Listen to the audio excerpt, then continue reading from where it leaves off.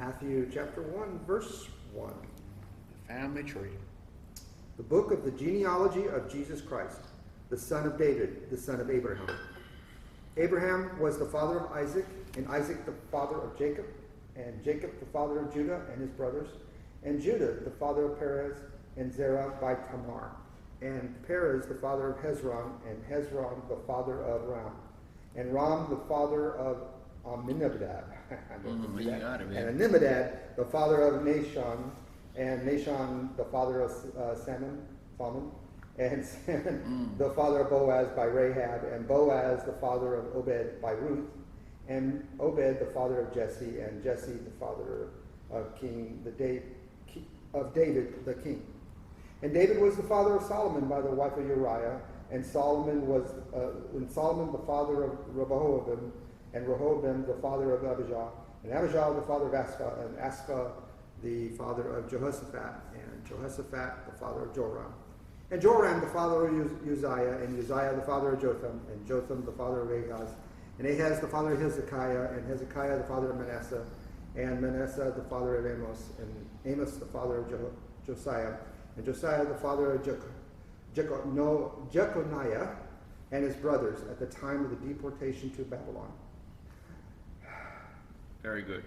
And after the deportation to Babylon, Jeconiah was the father of Shealtiel, and Shealtiel the father of Zerubbabel, and Zerubbabel the father of Abijah, and the father of Eliakim, and Eliakim the father of Azor, and Azor the father of Zadok, Zadok, and Zadok the father of Achim, and Achim the father of Eliud, and Eliud the father of Eleazar, and Eleazar the father of Mathan, and Mathan the father of Jacob, and Jacob the father of Joseph, the husband of Mary, of whom Jesus was born, who is called Christ. So all the generations from Abraham to David were 14 generations, and from David to the deportation to Babylon, 14 generations, and from the deportation to Babylon to the Christ, 14 generations. All right, good place to stop.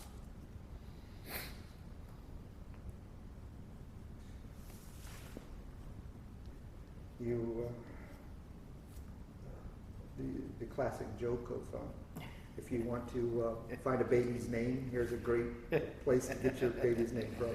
Yeah, ain't that the truth? Okay. All right. Okay. Start it off. So obviously this is a book of genealogy. Yep. I guess some background information would be to take this book of Matthew and compare it to other Gospels, particularly like Luke. Luke uses the genealogy, lists out the genealogy as well, but it's slightly different because Luke uses the bloodline to Jesus, whereas Matthew is using the legal line of the man's side. The man's side, the legal side of it. And so there's two different routes. That's right. When they get to, they're the same when they get to David, and then from David it splits out. And you'll notice that in Matthew it goes to, it follows the line of Solomon and goes that route. Mm-hmm. And whereas in Luke it follows Nathan, the other son of David, and follows that route. And then they come back together. Obviously Mary is mentioned here. So we see Mary at the very end, as we see that at the very end of Matthew here. Verse, 16. And Jacob, the father of Joseph, the husband of Mary, of whom Jesus was born, is called Christ. Okay, but it followed the man's side here. So it's an interesting parallel. A lot of it has to do with the point that Matthew was trying to drive to, as opposed to what Luke was trying to drive to. So still both valid. So if you find someone who says, see, the scriptures don't line up, they're not equal to each other, well, it's because they had two different reasons for writing what they did, for what it was. Yeah, who they were writing to, basically. And the audience of. Yeah, that's obviously the King of Matthew. this book is to, obviously Jewish people. That's right. But also, as we look through the book of Matthew, we're going to discover how much the Gentiles are mentioned in this book, and how that this story of Jesus and Jesus was not just for the Jews, but for all of mankind. And we'll see that as we get going in this. Just a couple of interesting things that I came across as I was thumbing through here. In verse 11, it says, "And Josiah, the father of Jeconiah, however you say his name, and his brothers." Jeconiah. Jeconiah. Yeah, that sounds even better. I like Comes out of a West Bank tongue. It's Jeconiah. He's also known as Jehoiakim. This is the same person. Oh. Is there. And do you remember the story of Jehoiakim? So he was a king that basically, when Israel was, when one of the prophets wrote down, I think it was Jeremiah, as a matter of fact, was writing down what God had told him what was going to happen to Israel. He ripped it up. And he'd read a few lines, tear it out, right, and destroy it. Yeah. Really treating God's word like that. That's right. That's what it was all about. Well, in Jeremiah 36, there's a little blip about it that says that none of your family tree will follow the kingdom at all, and that you will be written out, so to speak. Written out, if you will, with it. And so we have this this thing here that it talks about him not getting, really, he's not going to get. It says, "And Josiah, the father of Jeconiah." And so we see that he is not in this family tree, right? Was not in the bloodline of Christ. He was in the legal line, but not in the bloodline. Okay, so I find that an interesting So thing. what does that mean now to say that? Well, it just means that God's word was fulfilled, that he was not the in the blood or line of Jesus. His kingdom ended, if you will. It went through a legal line, but not through a blood line. Yeah, because and his brothers Right. about the time. So obviously something. Yeah. So I just making mention that about the legal line again, and not the like Luke says, it's from that. Right. So I just find that interesting. You notice the ladies in here on it? Yeah, let's see, it had, I guess. Tamar.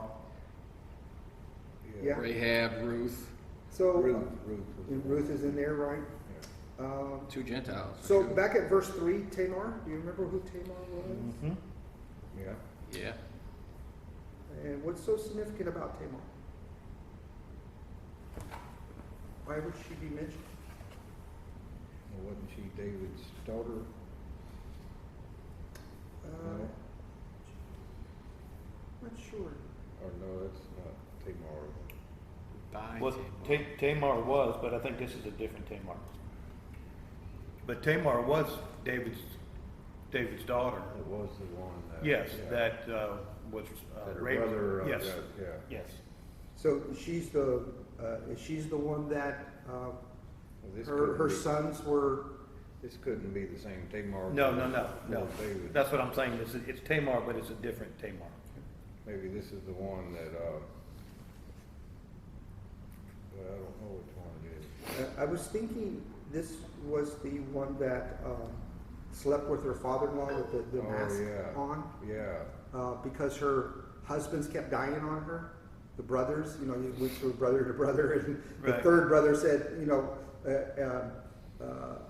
I forget who it was, Jacob, or I think it was either Jacob or Jude, I can't remember who it was, said, you know, okay, boy, you're third in line, you're going to marry her. It's and you- Judah. but when you grow up, you can marry her, and she didn't want anything to do with it. And he was like, I ain't want this. I've already seen the trend here.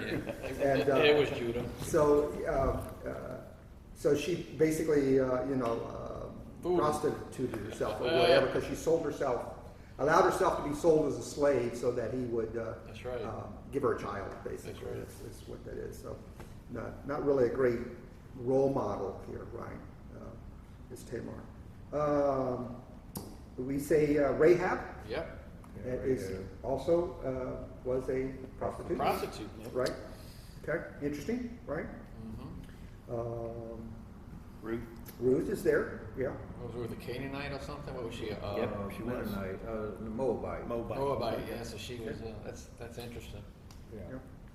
Let's see. Was there one other one? I thought was an interesting thing here.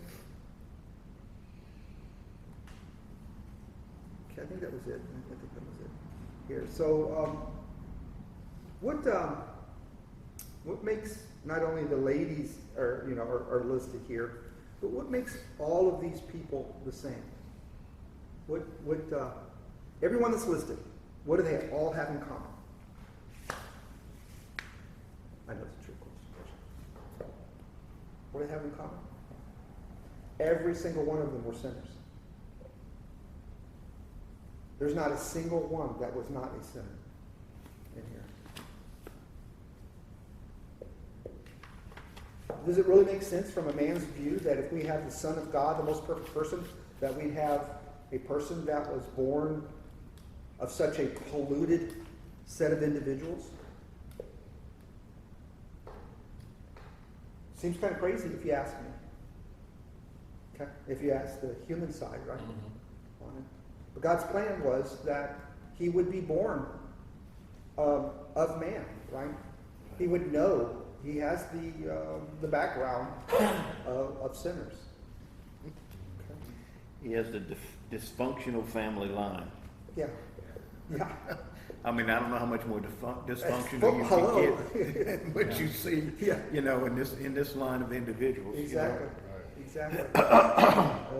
It is amazing. What amazes me is that Jesus can identify to all of these. Yeah. Okay? And that we can identify with Jesus the same way here. I just find it fascinating that, Jesus came to save sinners, but he also can use us in our lives.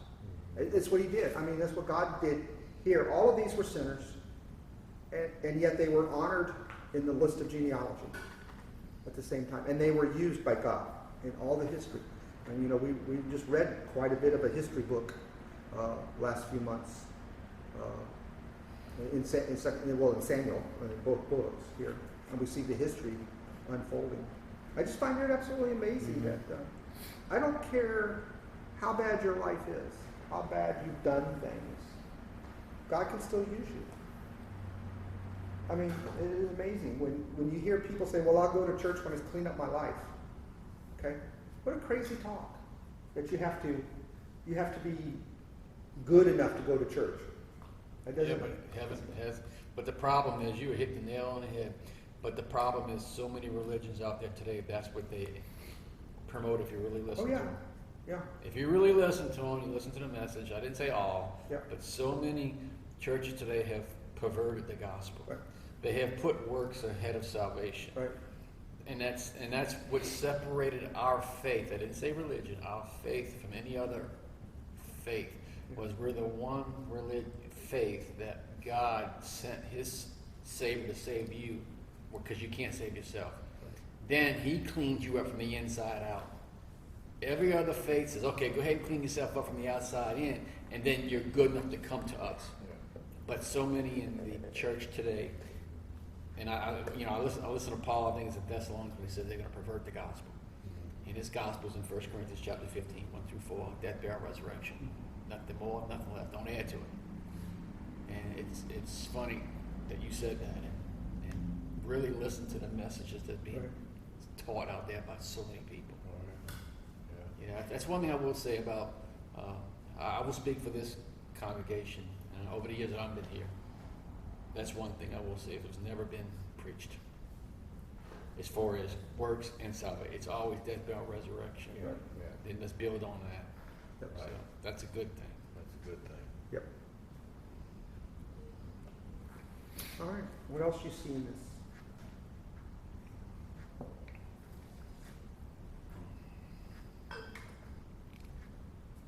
You know, with all the names that they mentioned of the women too, it's interesting how they refer to Bathsheba in here, right? Oh, Verse 6. Uriah's wife. Yeah. That was the other name I was looking for. I knew there was To another one. her who had been the wife of Uriah. Yeah, yeah, You know, I mean, her name's not even mentioned in. yeah, Yeah. yeah. Isn't that You know, fascinating? it's interesting. I mean, I mean, Matthew even goes out of the way. Yeah, You know, he didn't have to mention it, right? Right. But he, you know, yeah, yeah. And it is fascinating, not only is her name not mentioned, it's kind of like, and we all know the story. You know, Yeah. the wife of Uriah, we already know what that story Right. laid out, and the fall of David, and the murder, and all of that, that really was a pivotal point in history. That goes on there. It's very fascinating that the Yeah. wife of Uriah. No wife of Uriah. We're not saying it anymore. Let's just lay it like that. That's right. You know. But it's you're right. It didn't really even be put in there. Yeah. Could Right. have said that, David. yeah, he could have just said it to Solomon. David was born Solomon. Yeah. And to Solomon, yeah. Yeah. Exactly. Yeah, that's what makes the Bible so real. Is that if you're going to write a story about your family or whatever, a lot of times you're going to leave some of the gory details out. We don't want to talk about Uncle Ned. He was kind of off, the charts there. Uncle Charlie. Yeah, That's Uncle all- Charlie. That's all yeah. anyone said. That's all we're gonna say. But with the Bible, like we're saying, it exposes everything, and that's why you can say it's just real. Because if you're gonna do a documentary, you're gonna leave certain things out. They left nothing out. God left nothing out. For me, I find it encouraging. If God can use this list of people, He can use me. This is what it is. Okay. Yeah, that's true. All right, we're gonna stop here.